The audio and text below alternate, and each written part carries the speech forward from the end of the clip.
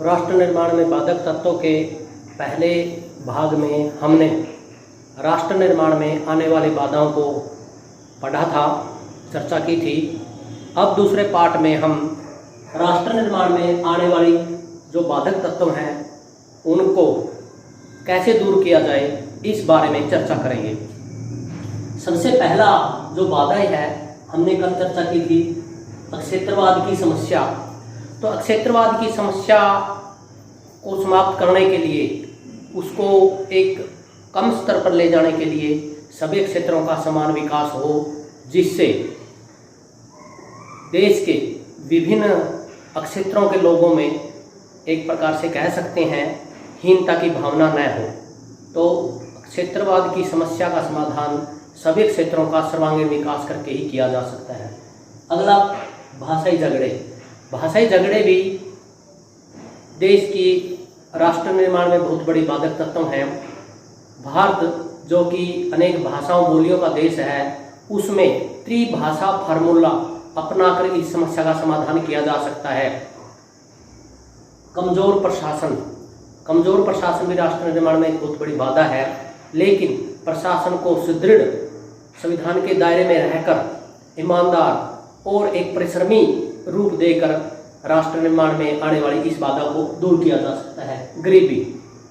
भारत की बहुत बड़ी आबादी गरीबी रेखा के नीचे जीवन यापन करती है। अनेक सुविधाएं प्रत्येक वर्ष सरकारों द्वारा गरीबी रेखा से जीवन ऊपर उठाने को दी जाती हैं, लेकिन सभी योजनाओं का बहुत बड़ा भाग भ्रष्टाचार की भेंट चढ़ जाता है। अतः भ्रष्टाचार को दूर करके और गरीबी का उन्मूलन करके राष्ट्र निर्माण में इस बाधा को दूर किया जा सकता है। अनपढ़ता, साक्षरता। अनपढ़ता और राष्ट्र निर्माण में बहुत बड़ा संबंध है। जब तक देश के नागरिक अनपढ़ रहेंगे, वे अपने अधिकार कर्तव्यों के बारे में नहीं जान पाएंगे। इसलिए सरकार समय समय पर साक्षरता दर को बढ़ाने के लिए अनेक योजनाएं करती है।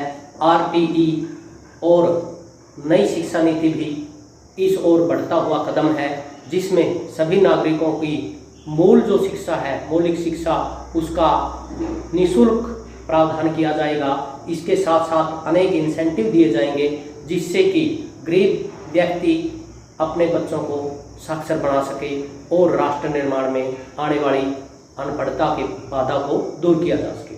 अगला पॉइंट है जातिवाद। जातिवाद भी संकीर्ण सोच को बढ़ावा देती है और जो देश की प्रगति में सभी मिलजुल कर कार्य करते हैं, उसमें एक बाधक तत्व का काम करती है। अतः जातिवाद से ऊपर उठकर एक अपनी सोच का दायरा को बढ़ाकर राष्ट्र में आने वाली इस जातिवादी और सामाजिक कुरीति को दूर किया जा सकता है।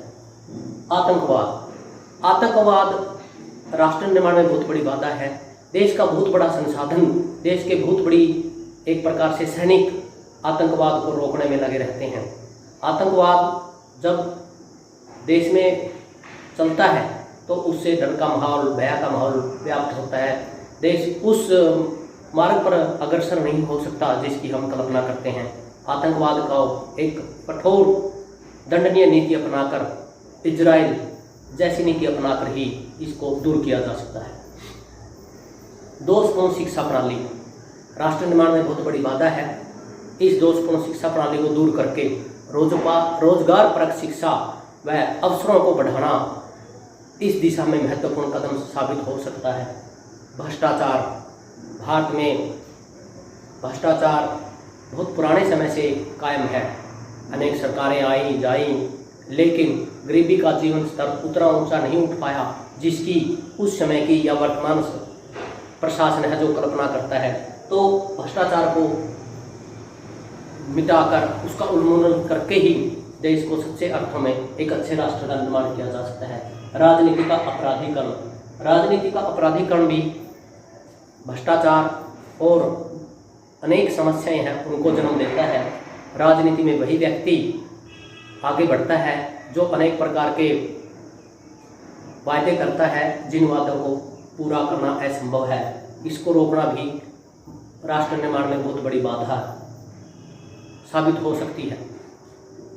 इसलिए राजनीति का अपराधीकरण अवश्य रोकना होगा। सांप्रदायिकता। धर्म के आधार पर झगड़े। भारत का संविधान पंथ निरपेक्ष शासन की कल्पना करता है, जिसमें सभी नागरिक भातृभाव और सौहार्दपूर्ण वाता में अपना जीवन यापन करें। लेकिन कुछ तत्व हैं जो देश के सौहार्द को मिटाकर उनमें सांप्रदायिकता के बीज बोते हैं और देश में सांप्रदायिक झगड़े होते हैं और अनेक प्रकार के इस प्रकार के देश के रास्ते में कांटे बिछते हैं, जो कि राष्ट्र निर्माण में बड़े बाधक बनते हैं। क्षेत्रीय दलों की उत्पत्ति, समय समय पर अनेक दल बनते हैं, वो राष्ट्र निर्माण में बहुत बाधक तत्व का काम करते हैं। उनके निपटारे के लिए, उनके समाधान के लिए चुनाव आयोग को कुछ निश्चित नियम बनाने होंगे, ताकि कोई भी व्यक्ति, कोई भी नेता जो अपने संगठन में एक प्रकार से हाशिए पर चला गया है, वो नए दल का निर्माण करके अपनी राजनीतिक रोटियां सेकने का काम करता है, जिससे वो अपने क्षेत्र को ही महत्व देता है और भारत, जो कि पूरे भारत को, उसको इतना वो महत्व नहीं देता। तो क्षेत्रीय दलों पर कठोर नियम बनाकर भी ये बाधा दूर की जा सकती है। असंतुलित आर्थिक विकास, जब देश के अलग अलग क्षेत्रों का अलग अलग स्तर का विकास होगा, एक क्षेत्र ज़्यादा तरक्की करेगा, एक क्षेत्र पिछड़ जाएगा, तो उससे देश की अखंडता, देश की एकता, भाईचारे को बहुत बड़ा नुकसान पहुंचता है। अतः संतुलित आर्थिक विकास करके देश के राष्ट्र निर्माण में बहुत बड़ा योगदान दिया जा सकता है। आशा है ये प्रश्न आपको ध्यान हो गया होगा। इस प्रश्न को लिखकर और अच्छी तरह याद करें, ये प्रश्न काफ़ी महत्वपूर्ण है।